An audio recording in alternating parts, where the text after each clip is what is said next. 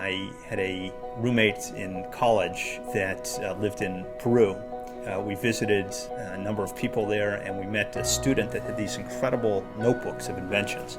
I had the idea there that if such an individual had access to a much greater world, had access to the libraries that I had access to, this kind of led to the idea of how could we create electronic books where you could walk around with basically a Library of Congress in a single device. We ended up with a tremendous group of students working on this, including Barrett Comiskey and J.D. Albert. There was a sense of being at the frontier of innovation, working on problems that could be very important to the world, but where society had not yet gone.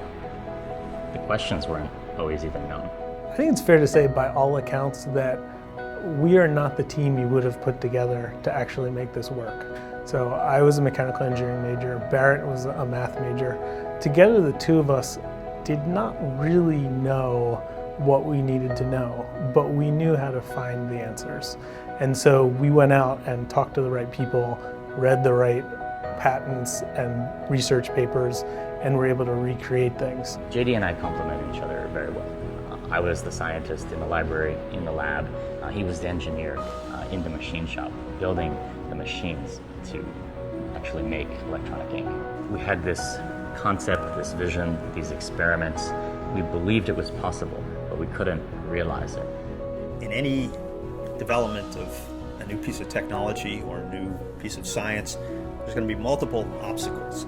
And kind of your ability and willingness and desire to step over those obstacles, I think, is the single most important ingredient for eventually getting across the finish line. We came in with the sense of how to attack the problem and to do so tenaciously. And that's really what yielded the right answers. Early one morning in January 1997, we took a microcapsule, put it on a slide in between two pieces of copper, put it under a microscope, and for the first time, we're able to see a particle moving back and forth.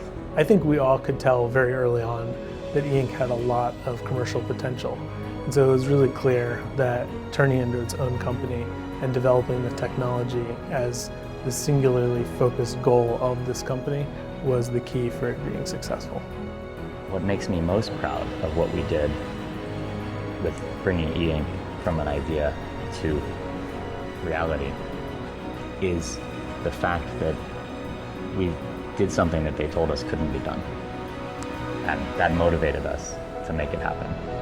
And that's innovation.